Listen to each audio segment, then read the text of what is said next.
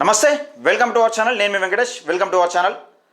తెలంగాణ రాష్ట్రంలో బీసీలకంటూ ఒక రాజకీయ పార్టీ ఉద్భవించిన నేపథ్యంలో ఈ బీసీ రాజకీయ పార్టీ దీని వెనుక ఎవరు ఉన్నారని, లేకపోతే బీసీలకంటూ మల్లన్న న్యాయం చేయడని, తెలంగాణ రాష్ట్రంలో బీసీ నినాదం పెద్ద ఎత్తున ఉవ్వెత్తున ఎగిసిపడడానికి ప్రధాన కారకుడు తీన్మార్ మల్లన్న గెలుపుని జీర్ణించుకోలేక, అంటే బీసీల పట్ల తనకున్న చిత్తశుద్ధిని చాటుకుంటున్న నేపథ్యంలో, బీసీలకు జరుగుతున్న అన్యాయాన్ని కళ్ళగట్టినట్టుగా చూపెడుతున్న నేపథ్యంలో ఆ నిజాలను జీర్ణించుకోలేక ఈ శివారెడ్డి, ఈయన సిగ్నల్ టీవీ శివారెడ్డి అంటారు, V6లో పనిచేసిన గతంలో అనేక అవినీతి ఆరోపణలు, అంటే ఆ దగ్గరికి వచ్చిన వాళ్ళ దగ్గర డబ్బులకు వసూలకు పాల్పడుతున్నాడని అనేక ఆరోపణలు వచ్చిన నేపథ్యంలో V6 యాజమాన్యం ఈయనను పక్కకు తప్పించిన నేపథ్యంలో కేటీఆర్ ఏమన్నాడు, 32 మెడికల్ కాలేజీల బదులు 32 యూట్యూబ్ ఛానల్ పెట్టుకుంటే మేము అధికారంలోకి వచ్చేటోళ్ళమని చెప్పిన తర్వాత ఈయన ఆ పదాన్ని అందుకొని ఈయన కేటీఆర్ సంఘాన్ని చేరి ఈయన కేటీఆర్ వేసే బిస్కెట్ల కోసం ఈయన ఎట్లా పనిచేస్తున్నాడంటే, సిగ్నల్ టీవీ శివారెడ్డి నువ్వు జర్నలిస్టువా, కేటీఆర్ కాపలా కుక్కలాగా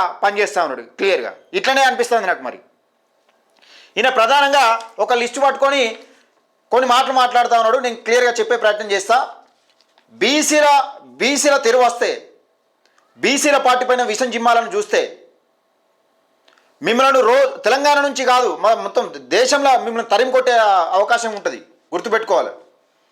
అంటే మీరు బీసీలకు ఏం చేయకపోగా 70-75 సంవత్సరాల నుంచి అన్యాయం చేస్తూ అక్రమాలకు పాల్పడుతూ బీసీల సంపదన అంతా దోస్తూ మళ్ళా బీసీల హక్కుల గురించి, బీసీల రాజ్యాధికారం గురించి కొట్లాడుతున్న నాయకుని పైన దుష్ప్రచారం చేస్తూ ఈయన ప్రధానంగా కొన్ని అంశాలు తీసుకొని మాట్లాడుతున్నాడు. మిత్రులారా, మరి ఈ కాపలా కుక్కలాగా చేస్తున్న ఈ జర్నలిస్టు, అంటే బీఆర్ఎస్ కాపలా కుక్కలాగా, నేను ఎందుకంటున్నా ఈ మాట అంటే నేను చూపెడతా, మీకు క్లియర్గా చూపెట్టే ప్రయత్నం చేస్తా. ఎందుకంటే బీఆర్ఎస్ను చచ్చిపోయిన బీఆర్ఎస్ను జాకిలు పెట్టి లేపే ప్రయత్నం చేస్తున్నాడు, జాకిలు పెట్టి ఇక దింపుతా ఉన్నాడు.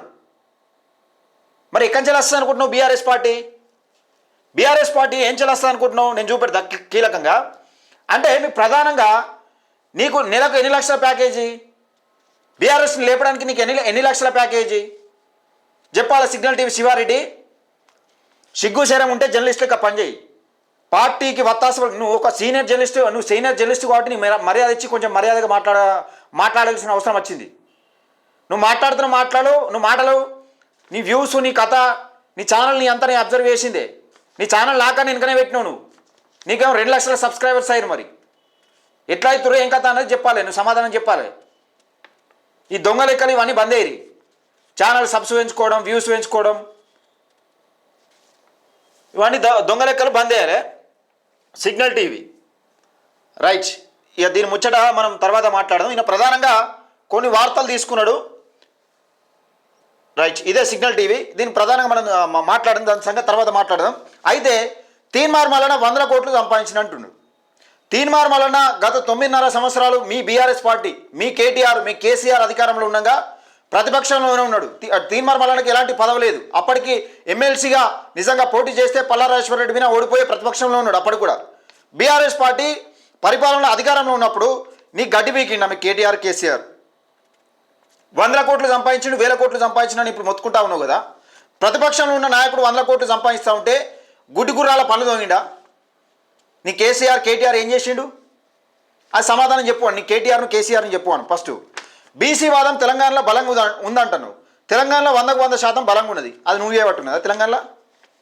తెలంగాణలో బీసీలందరూ రాజ్యాధికారం కోసం కొట్లాడుతున్న నేపథ్యంలో నువ్వు ఈ కుట్రలాన్ని పన్నుకుంటా, మళ్ళీ బీసీ ఉద్యమ నాయకుని మీద కుట్రలు పన్నుకుంటా తెలంగాణలో బీసీ వాదం బలంగా ఉన్నది, బీభత్సంగా ఉన్నది తెలియదా మాకు? నువ్వు రెడ్డివై ఉండి నువ్వు చెప్పాలనా? బీసీల గురించి, బీసీ నాయకుల గురించి మాట్లాడుకుంటా నువ్వు రెడ్డివై ఉండి మేము చెప్తే తెలంగాణలో మాకు తెలియదు బీసీ నినాదం బలంగా ఉందని. మరొక అంశం ఏంటంటే, తీన్మార్ మల్లన్న అనేక మాటలు మాట్లాడినంటే నేను చెప్తా. తీన్మార్ మల్లన్న ఎప్పుడు కూడా అధికార పార్టీలో ఉండి, లేకపోతే ఒక ముఖ్యమంత్రి స్థాయిలో ఉండి, లేకపోతే ఒక ఎమ్మెల్యేలో అసెంబ్లీలో ఉండి, అధికార పార్టీలో ఉండి తీన్మార్ మల్లన్న ఎప్పుడు కూడా హామీలు ఇవ్వలేదు తెలంగాణ ప్రజలకు. మీ కేసీఆర్ లెక్క హామీలు ఇవ్వలే. మీ కేసీఆర్ ఇచ్చిన హామీలు ఏందని కూడా నేను కూడా చెప్తా. అనేక హామీలు ఇచ్చింది మీ కేసీఆర్. నువ్వు డిగ్నిటీ గురించి మాట్లాడుతున్నావు, ఒక వ్యక్తిగత విషయాల గురించి మాట్లాడుతున్నావు. అంటే ఆయన వ్యక్తి ఎలాంటి వాడు అని మాట్లాడుతున్నావు కదా. నేను చెప్తానే ఆ విషయాలు కూడా నేను చెప్తా కీలకంగా. ఇక బీసీఎఫ్ పార్టీని బదనం చేసి గుంజుకోవాలని చూస్తున్నానని చెప్తున్నావు. బీసీఎఫ్ పార్టీ తెలంగాణలో ఉందని ఎవరికన్నా తెలిసేనా అసలు? కీలకంగా బీసీఎఫ్ అనే పార్టీ తెలంగాణలో ఉన్నది. దీని పోటీదారులు ఉన్నారని ఎవరికైనా తెలిసేనా? ఊహను కూడా నాకు అది తెలియదు. అది తీన్మార్ మల్లన్న రాజ్యాధికారం కోసం బీసీఎఫ్ అనే పార్టీని ఆ పర్సన్ ఆ ముసలాయనే పాలూరు రామకృష్ణ ఏజ్ అయిపోయింది, మరి పార్టీని అప్పచెప్పుతాడు అనుకున్నాడో ఏమనుకున్నాడో మల్లన్న తెలియదు. కానీ ఆ పార్టీని సరే అడిగిన విషయం పార్టీలో పోతాన్న విషయం వాస్తవమే. ఈ పార్టీలో పోకముందే వీళ్ళు అంగడంగడి చేసి ఏదో మల్లన్న తలగనుకున్నారో ఏమనుకున్నారో, లాగదుడు అనుకున్నారో మరి తీసుకుపోయి అక్కడ కట్టేయడానికి అర్థం కాలే. మరి ఒక రాష్ట్రాన్ని శాసించే నాయకుడు నువ్వు చెప్పినట్టు వింటాడా? నీ కేసీఆర్ రేవంత్ రెడ్డి నువ్వు చెప్పినట్టు వింటాడా? అది బీసీఎఫ్ను పార్టీని బదనం చేసే కార్యక్రమం చేసి 100 కోట్లని గుంజుకోవాలని చూసినట్టు. ఎక్కడ అసలు పార్టీలో పోతే కదా గుంజుకునేది. పార్టీలో కడగన్న పెట్టిన పార్టీ పెట్టిన మీటింగ్లు ఎక్కడైనా కనబడ్డా? ఎక్కడికైనా వేయండా? ఆ పార్టీ దిక్మాల పార్టీ ఎవరికైనా తెలుసా? అసలు 4 రోజులు అయితే వాళ్ళని ఆ 4 రోజులు అయితే వాడిని యాద్ చేసుకుంటాడా? పార్టీని యాద్ చేసుకుంటాడా? గుర్తుపెట్టుకోవాలి ఇది ఒకటి. కేసీఆర్ పార్టీ నువ్వు మల్లన్న చేసిన మల్లన్న బీసీలను మోసం చేయకంటుండు. నువ్వేం చేసినావు? మల్లన్న బీసీలను మోసం చేయకని మాట్లాడుతున్నావు కదా. నీ దొంగ లెక్కలు నువ్వు చేస్తున్నది ఏంటిది? పొద్దున్న లేస్తే నువ్వు 9.5 సంవత్సరాలు అరాచకం చేసి అన్యాయం చేసి అక్రమాలకు పాల్పడి లక్షల కోట్ల అప్పు తెలంగాణ ప్రజల మీద దోచి లక్షల కోట్ల అప్పు చేసి విదేశీ నెలలో కంపెనీలు పెట్టి సొంత హెలికాప్టర్ కొనేంత డబ్బులు సంపాదించుకొని విదేశీ నెలలో కంపెనీలు పెట్టి లక్షల కోట్లు దోషడానికి ఆ దగ్గర ప్యాకేజ్ తీసుకొని నువ్వు చేసేది ఏంది కార్యక్రమాలు? రోజు పొద్దున్న ఎత్తే కాంగ్రెస్ని తిట్టాలి, బీఆర్ఎస్ని జోకాలి. ఇదే పని.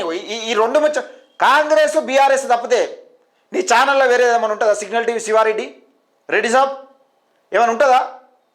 ఏముండదు. ఇది ఏం లేదు. అయితే కాంగ్రెస్ అయితే బీఆర్ఎస్ ఇదే ముచ్చట. కాంగ్రెస్ మొత్తం పొద్దున్న లేస్తే కాంగ్రెస్ మళ్ళీ ఒకటి బీఆర్ఎస్ ప్రెస్ మీట్లు కీలకంగా చూస్తాం ఇక్కడ. ఇగో బీఆర్ఎస్ ప్రెస్ మీట్లు, బీఆర్ఎస్ మళ్ళన్న అంటే వీళ్ళకు టాస్క్ ఇచ్చినట్టున్నారు. బీఆర్ఎస్ ఇగో తెలంగాణ భవన్లో కేటీఆర్ మీటింగ్, కాళేశ్వరం డాక్యుమెంట్ విడుదల. సిగ్గుండాలే కాళేశ్వరం డాక్యుమెంట్ విడుదల, కాళేశ్వరం గురించి మాట్లాడడానికి. అలా కాళేశ్వరం అసలు కాళేశ్వరం అంటే ఏంది? మేడిగడ్డ పంప్ హౌస్ ఏమైపోయింది? కథం అయిపోయింది. అక్కడ మేడిగడ్డ బ్యారేజ్ ఏమైపోయింది?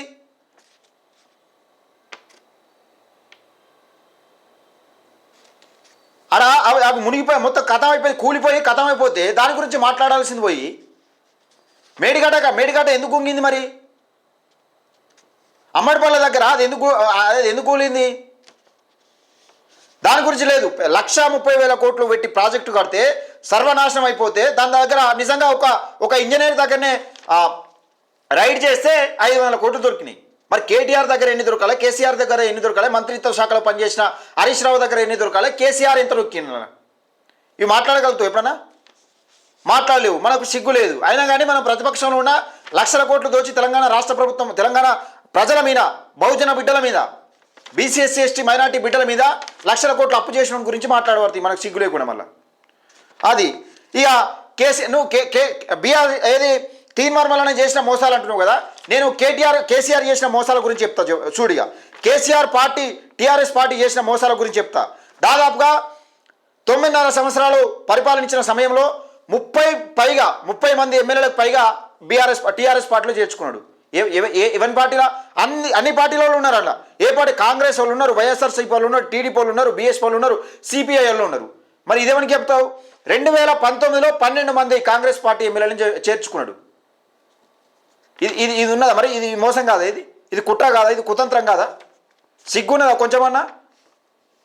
ఇక మనం చరిత్ర గురించి అంటున్నావు, తీన్మార్ మల్లన్న చరిత్ర గురించి మాట్లాడుతున్నావు. నీ అధినేత, నీకు బిస్కెట్లు వేసే అధినేత కేసీఆర్ చరిత్ర గురించి చెప్పాలా? ఏది పత్తాలాడటానికి పైసలు లేకపోతే పక్కపొట్టని దున్నపోతలు అమ్మి పత్తాలాడిండు. దున్నపోతలు అమ్మి పత్తాలాడిన చరిత్ర నీ కేసీఆర్ది. అది నువ్వు అంతేందుకు చింతమడకలా కట్టేసి కొట్టిరు పాస్పోర్ట్లో దొంగని. పాస్పోర్ట్లో గిట్నే దుబాయ్ని తీసుకుపోయి బొంబాయిలు ఇడిచిపెట్టి ఇదే దుబాయ్ అని చెప్తే కట్టేసి కొట్టిరు. ఆ చరిత్ర అంత నీచం. అంటే బీసీలు ఎదిగితే ఓర్వలేని చరిత్ర మీది. బీసీలు ఎదిగితే బీసీల కంటే ఒక రాజకీయ పార్టీ వస్తేనే మీరు ఇంత విషయం చెబుతున్నారంటే బీసీలు రాజ్యాధికారం కోసం దగ్గరకు వస్తే ఇంకెంత విషయం చెబుతున్నారు మీరు. గుర్తుపెట్టుకో, బీసీ ప్రజలు ఇది విషయాలు గుర్తుపెట్టుకోలే పక్క. ఇక నువ్వు కేసీఆర్ ఇచ్చిన హామీలు అంటున్నావు. నువ్వు ఏది తీన్మార్ మల్లన్న ఇచ్చిన హామీలు 7200 అది ఇది అంటున్నావు కదా. ఏది కూడా ప్రజలకు అధికారంలో ఉండి నేను ఇది చేస్తా అని చెప్పలే.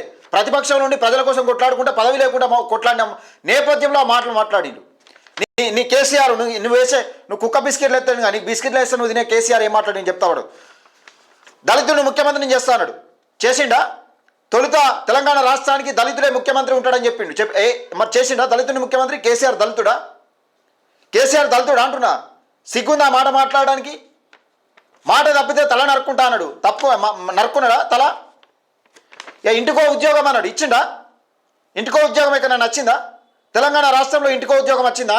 అంటే తెలంగాణ ప్రజల సొమ్ము, తెలంగాణ ప్రజల సెంటిమెంట్ను అడ్డం పెట్టుకొని తమాషాలు చేసుకుంటా తెలంగాణ రాష్ట్రంలో ఒక అమాయక ప్రజల బీసీ ఎస్సీ ఎస్టీ మైనార్టీ బహుజన అమాయక ప్రజల సెంటిమెంట్ను అడ్డం పెట్టుకొని ఇంటికో ఉద్యోగం అన్నాడు. ఉద్యోగాలు ఇచ్చిండు, ఇంటికో ఉద్యోగం. మరి 3 ఎకరాల భూమి అంటివి నువ్వు, దళితులకు 3 ఎకరాల భూమి అంటివి, అంటే భూమి లేని నిరుపేదలకు 3 ఎకరాల భూమి అంటివి ఇచ్చినావు. మరి 2 ఎకరాలు ఉంటే ఎకరం ఇస్తాం అధ్యక్ష, ఎకరం ఉంటే 2 ఎకరాలు ఇస్తాం, 2 ఎకరాలన్నర ఉంటే అర ఎకరం ఇస్తాం అంటే నిండు అసెంబ్లీ సాక్షిగా అసలు భూమి లేదు పంచడానికి. నీ దోసుకుంటానికి ఎక్కడికి వచ్చింది? మరి 100 కోట్ల భూములు, విలువైన భూములు ఎక్కడి నుంచి వచ్చినాయి మీకు? అది చెప్పాలి, అది సమాధానం చెప్పాలి. నువ్వు అడగాల్సింది అది. 9.5 సంవత్సరాల అధికారంలో ఉండి 9.5 సంవత్సరాల అధికారంలో ఉండి 100 కోట్ల భూములు, వేల ఎకరాల భూములు నీకు ఎక్కడి నుంచి వచ్చినాయి కేసీఆర్ అని అడగాలి. సిగ్గు లేకుండా వాళ్ళు వేసే బిస్కెట్లు తినుకుంటా తమాషాలు చేస్తూ ఉన్నారు మీరు. ఇక మాట తప్పితే తల నరుక్కుంటాను. నరుక్కున్నావా? ఇప్పుడైనా తల నరుక్కున్నావా? మరి ఎందుకు నరుక్కోలే కేసీఆర్ అని అడిగినావా? ఇప్పుడు ప్రతిపక్ష నేతగా తెలంగాణ రాష్ట్రంలో ఒక ప్రతిపక్ష నేతగా ప్రజలు అధికారం కట్టబెట్టి 9.5 సంవత్సరాలు పరిపాలించమని అధికారం కట్టబెట్టి ఒక టర్ములో మేము వేరే మార్పు కోరుకుంటున్నాం, నువ్వు ప్రతిపక్ష నేతగా మా ప్రజల తరపున ప్రశ్నించని ఒక ప్రతిపక్ష నేత పదవినిస్తే తాగి ఫామ్ హౌస్లో వంటానికి పరిమితం అయిపోయింది. ఇప్పుడు ఎమ్మెల్యే గజ్వల్ కూడా పరిమితం లేడు. అంటే నీ పరిపాలన ఏ విధంగా ఉంది? అంటే నువ్వు ఏమి కత్తోనికి ఇచ్చి యుద్ధం చేయమన్నట్టే 9.5 సంవత్సరాలు పరిపాలించినప్పుడు కాంగ్రెస్లో లేకపోతే తీన్మార్మలలో నాకు అధికారం ఉన్నదా, నేను ప్రజల కోసం ఎందుకు కొట్లాడాలని అనుకుంటే మరి తెలంగాణ ప్రజల పరిస్థితి ఏమవు? ఒక్క టర్ముకే ఇట్లా నువ్వు ఫామ్ హౌస్లో వండుకుంటే నువ్వు మాట్లాడతలేవు కదా, కొంచెమన్నా సిగ్గున్నదా నువ్వు మాట్లాడడానికి ఆ మాట? ఇక నువ్వు పార్టీల గురించి, రాజకీయ పార్టీల గురించి తీన్మార్మలను నమ్మొద్దని మాట్లాడుతున్నావు కదా. ఆర్ఐ నరేందర్ 2002లో తెలంగాణ సాధన సమితి పార్టీ ఏడవేంది. మరి ఆల నరేంద్ర ఎక్కడ వేండు? పార్టీలో విలీనం చేసుకుని ఆల నరేంద్ర ఏ స్థాయిలో ఉన్నాడు? ఇప్పుడు కేసీఆర్ కేటీఆర్ ఏ స్థాయిలో ఉన్నాడు? వీళ్ళకి ఎక్కడి వచ్చినాయి భూముల పైసలన్నీ? మరి ఇలా పార్టీలో విలీనం చేసుకున్న వీళ్ళ పరిస్థితి ఎక్కడైంది? అంతేందుకు 2009లో తెలంగాణ పార్టీ విజయశాంతి గారి పార్టీ ఆ రోజు మెదక్లో ఎంపీగా ఏపిస్తా అని చెప్పి ఈయననే పోయి ఎంపీగా వేసిండు. మరి అది అడగపోతుంది. మరి ఎందుకు విజయశాంతిని మోసం చేసిన? తెలంగాణ పార్టీ పెట్టి విలీనం చేసుకొని 2009లో విలీనం చేసుకొని విజయశాంతిని మోసం చేసిండు. మరి ఇది ఎవరిని అడుగుతావు? అంటున్నా. ఈ కుట్రలు కుతంత్రాలు రాజకీయ పరంగా వేస్తున్న ఎత్తుగడలు కేసీఆర్ ఎంతోమంది జీవితాలను ఆగం చేసిండు. మరి ఇది ఎవరిని అడుగుతావు? ఇక నువ్వు చెప్తా ఉన్నావు ఈరోజు ఛాయ్ పైసలు అడిగిను తీన్మార్మలని అని చెప్తా ఉన్నావు కదా. ఆ రోజు సొంత అద్దె ఇంట్లో కిరాయికుంటున్నా అని చెప్పిన కల్వకుంట్ల కవిత అధికారంలో రాకముందు నాకు అసలు అద్దె ఇల్లే ఉన్నది, అద్దె ఇంట్లో కిరాయికుంటున్నా, నేను బ్యూటీ పార్లర్ నడిపించుకుంటున్నా అని చెప్తున్నా కల్వకుంట్ల కవితకు బుర్జ్ ఖలీఫాల ఫ్లాట్ ఎక్కడ వచ్చింది? 100 కోట్ల విలువైన భూములు ఎక్కంచెలు వచ్చినాయి, విలువైన ఫామ్ హౌస్లు ఎక్కంచెలు వచ్చినాయి, ఇవన్నీ డబ్బులు ఎక్కంచెలు వచ్చినాయి. ఈరోజు సొంత పార్టీ పెట్టేందుకు ఎదిగిన ఒక బీఆర్ఎస్ పార్టీలో ఒక బిడ్డగా ఉండి ఒక ఎంపీగా ఓడిపోయింది, ఒక ఎమ్మెల్సీగా చేసిన ఆమెకు ఇన్ని కోట్ల రూపాయలు ఎక్కంచెలు వచ్చినాయి. ఈరోజు సొంత పార్టీ పెట్టేంత పైసలు ఎక్కంచెలు వచ్చినాయి చెప్పు. అద్దె ఇంట్లో కిరాయికి ఉండేటోళ్ళను సొంత పార్టీ పెట్టేంత పైసలు ఎక్కంచెలు వచ్చినాయి ఈరోజు కల్వకుంట్ల కుటుంబంలో. కేటీఆర్ 100 కోట్ల ఆస్తి సంపాదించిండు, విదేశాలలో కంపెనీ పెట్టేంత ఎదిగిండు. మరి ఎవరి సొమ్ము, ఎవరయ్యా సొమ్ము ఇదంతా? మా బహుజన బిడ్డల సొమ్ము కాదా? మా బీసీ ఎస్సీ ఎస్టీ మైనార్టీల సొమ్ము కాదు ఇదంతా? కొంచెమన్నా సిగ్గుండాలి. ఇక నువ్వు చెప్తా ఉన్నావు సొంత ఇంట్లో కవితనే చెప్తా ఉన్నది.